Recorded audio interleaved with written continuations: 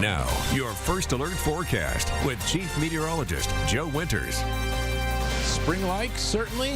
Nice on your first alert right now, showing not a lot happening today or tomorrow, the next 48 hours. In fact, just beyond that, probably the next 60 hours look pretty quiet.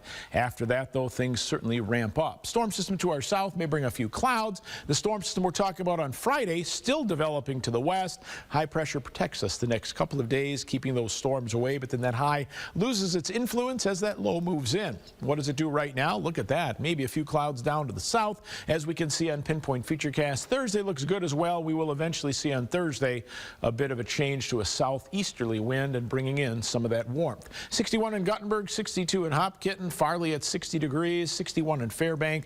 Mostly sunshine, a light east breeze across all of our zones. 62 today in Center Point. Should see a high in West Branch today, making it to 64. And then overnight tonight, we'll drop down near the freezing mark in our northeast zone, just above, close to 40 degrees in our central and southern zone. Clear skies, and again, east winds are with us at 5 to 10.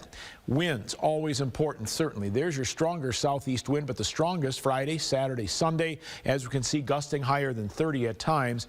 Those southeast winds, that brings that area of low pressure toward us. Behind that system, eventually, some southwest and northwest winds that will drag our temperatures down.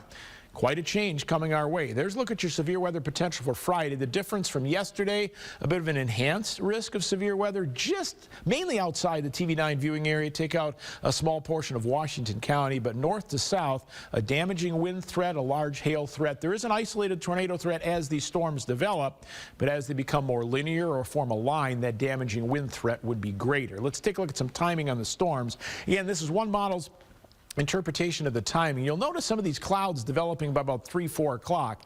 I wouldn't round out of the realm of possibilities that we could see some storms developing then. This keeps it off to the west as we head into the evening hours and some of those discrete cells. Then between 6 and 9, there come the showers and storms with that line of storms, some damaging winds pushing off to the northeast. They'll be pretty rapidly moving once they develop as well, and then end on Saturday with some scattered rain or snow showers, especially to the north.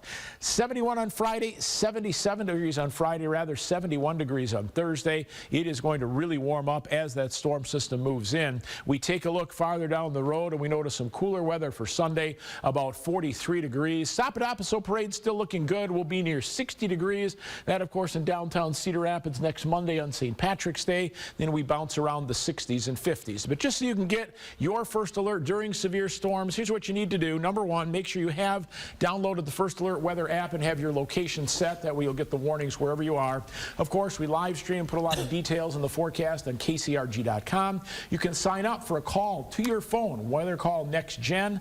Also live streaming any of our coverage, of course, on all of our TV9 News apps. And make sure your NOAA weather radio is ready to go for severe weather season. Make sure that battery is good to go, and that way you'll be set when some of those warnings eventually will be issued later on Friday. And the first one of the season. It is, and an early one too, so really be ready to go. I'm just writing my checklist down of what you just went through. I think I got a couple of those. I'll send you the graphic. Yeah, thanks, Joe.